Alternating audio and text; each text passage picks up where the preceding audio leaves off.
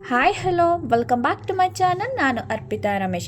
ಇವತ್ತು ನಾನು ನಿಮಗೆ ಡಿಫ್ರೆಂಟ್ ಸ್ಟೈಲ್ನಲ್ಲಿ ಎಗ್ ಕರಿನ ಹೇಗೆ ಮಾಡೋದು ಅಂತ ತೋರಿಸ್ತಾ ಇದ್ದೀನಿ. ಅಂದರೆ ಮೊಟ್ಟೆ ಗೊಜ್ಜನ್ನ ಹೇಗೆ ಮಾಡೋದು ಅಂತ ತೋರಿಸ್ತಾ ಇದ್ದೀನಿ. ಈ ಎಗ್ ಕರಿ ಎಲ್ಲ ತರಹದ ರೊಟ್ಟಿ ಆಗಿರ್ಬೋದು, ಚಪಾತಿ ಆಗಿರ್ಬೋದು, ದೋಸೆ ಆಗಿರ್ಬೋದು, ವೆರೈಟಿ ಆಫ್ ರೈಸ್ಗೆಲ್ಲ ತುಂಬ ಚೆನ್ನಾಗಿರುತ್ತೆ. ಹಾಗಾದರೆ ತಡ ಮಾಡದೆ ಹೇಗೆ ಮಾಡೋದು ಅಂತ ನೋಡ್ಕೊಂಬರೋಣ ಬನ್ನಿ. ನಾನಿಲ್ಲಿ ಒಂದು 6 ಮೊಟ್ಟೆನ ಉಪ್ಪಾಕಿ ಚೆನ್ನಾಗಿ ಬೇಯಿಸಿ ಸಿಪ್ಪೆ ತೆಗೆದು ಇಟ್ಕೊಂಡಿದ್ದೀನಿ. ಒಂದೊಂದೇ ಮೊಟ್ಟೆನ ಚಾಕು ಸಹಾಯದಿಂದ ಸ್ವಲ್ಪವನ್ನೇ ಕಟ್ ಮಾಡಿ ತಗೋತಾ ಇದ್ದೀನಿ. ಯಾಕೆ ಅಂತ ಅಂದರೆ ಮಸಾಲೆ ಎಲ್ಲ ಚೆನ್ನಾಗಿ ಇದಕ್ಕೆ ಹಿಡಿಲಿ ಅಂತ. ಹೀಗೆ ಎಲ್ಲವನ್ನು ಕೂಡ ಲೈಟಾಗಿ ಕಟ್ ಮಾಡಿ ಇಟ್ಕೊಂಡಿದ್ದಾದಮೇಲೆ ಒಂದು ಬಾಣಲಿನ ಬಿಸಿಗೆ ಇಟ್ಕೊಂಡು ಬಾಣಲಿ ಲೈಟಾಗಿ ಬಿಸಿ ಆಗ್ತಿದ್ದಂಗೆ ಒಂದು 4 ರಿಂದ 5 ಟೇಬಲ್ ಸ್ಪೂನ್ ಆಗುವಷ್ಟು ಆಯಿಲ್ನ ಹಾಕ್ಕೊಂಡು ಆಯಿಲ್ ಲೈಟಾಗಿ ಬಿಸಿ ಆಗ್ತಿದ್ದಂಗೆ ಬೇಯಿಸಿಟ್ಕೊಂಡಿರುವಂತಹ ಮೊಟ್ಟೆನ ಹಾಕ್ಕೊಂಡು 1/4 ಟೀ ಸ್ಪೂನ್ ಆಗುವಷ್ಟು ಉಪ್ಪು, 1/4 ಟೀ ಸ್ಪೂನ್ ಆಗುವಷ್ಟು ಅರಿಶಿಣ, 1/2 ಟೀ ಸ್ಪೂನ್ ಆಗುವಷ್ಟು ಚಿಲ್ಲಿ ಪೌಡರು ಹಾಕ್ಕೊಂಡು ಚೆನ್ನಾಗಿ ಮಿಕ್ಸ್ ಮಾಡ್ಕೊತಾ ಇದ್ದೀನಿ. ಈ ಮಸಾಲೆ ಜೊತೆಗೇನೆ ಈ ಮೊಟ್ಟೆ 1-2 ಮಿನಿಟ್ಸು ಫ್ರೈ ಆಗಬೇಕು. ತುಂಬ ಹೊತ್ತು ಫ್ರೈ ಮಾಡ್ಕೊಳಕ್ಕೆ ಹೋಗ್ಬಿಡಿ, ತುಂಬ ಗಟ್ಟಿಯಾಗಿಬಿಡುತ್ತೆ.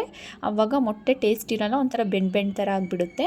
ಸ್ವಲ್ಪ ಹೊತ್ತು ಮಾತ್ರ ಫ್ರೈ ಮಾಡ್ಕೋಬೇಕು. ಇವಾಗ ಮೊಟ್ಟೆನೆಲ್ಲ ಒಂದು ತಟ್ಟೆಗೆ ಎಣ್ಣೆನ ಸೋಸಿ ಎತ್ಕೋತಾ ಇದ್ದೀನಿ. ಅದೇ ಬಾಂಡಿಗೆ 1-2 ದೊಡ್ಡ ಸೈಜೊಂದು ಈರುಳ್ಳಿನ ಸಣ್ಣದಾಗಿ ಕಟ್ ಮಾಡಿ ಸೇರಿಸ್ಕೊಂಡಿದ್ದೀನಿ. ಇದು ಫ್ರೈ ಆಗ್ತಾ ಇರಲಿ ಅಷ್ಟರೊಳಗೆ ಮಸಾಲೆನ ರುಬ್ಕೊಂಬರೋಣ. ಒಂದು ಮಿಕ್ಸಿ ಜಾರಿಗೆ 5 ರಿಂದ 6 ಟೇಬಲ್ ಸ್ಪೂನ್ ಆಗುವಷ್ಟು ತೆಂಗಿನ ತುರಿ, 1/4 ಇಂಚು ಚಕ್ಕೆ, 3 ಲವಂಗ, 1/4 ಟೀ ಸ್ಪೂನ್ ಆಗುವಷ್ಟು ಸೋಂಪು, ಹಾಗೆ ಸ್ವಲ್ಪ ನೀರನ್ನ ಹಾಕ್ಕೊಂಡು ತರ್ತರಿಯಾಗಿ ರುಬ್ಕೊಂಬರೋಣ. ಇದಕ್ಕೇನೆ 1-2 ಮೀಡಿಯಮ್ ಸೈಜ್ದು ಟೊಮ್ಯಾಟೊ, 1 ಗಡ್ಡೆ ಬೆಳ್ಳುಳ್ಳಿ, ಹಾಗೆ 1/2 ಇಂಚ್ ಆಗುವಷ್ಟು ಶುಂಠಿನ ಹಾಕ್ಕೊಂಡು ಚೆನ್ನಾಗಿ ಫೈನ್ ಪೇಸ್ಟ್ ಮಾಡ್ಕೊಂಡಿದ್ದೀನಿ. ನೋಡಿ ಇವಾಗ ಪೇಸ್ಟ್ ರೆಡಿ ಆಗಿದೆ. ಇಷ್ಟಾದರೆ ಸಾಕು. ಇವಾಗ ಈ ಕಡೆ ಈರುಳ್ಳಿ ಎಲ್ಲ ಚೆನ್ನಾಗಿ ಫ್ರೈ ಆಗಿದೆ.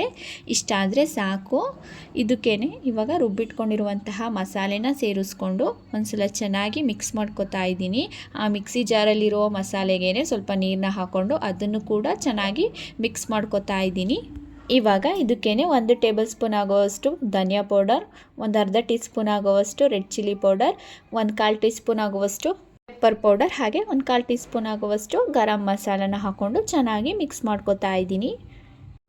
ಮತ್ತು ರುಚಿಗೆ ತಕ್ಕಷ್ಟು ಉಪ್ಪನ್ನು ಕೂಡ ಈಗಲೇ ಸೇರಿಸ್ಕೊಂಡು ಚೆನ್ನಾಗಿ ಮಿಕ್ಸ್ ಮಾಡ್ಕೊತಾ ಇದ್ದೀನಿ.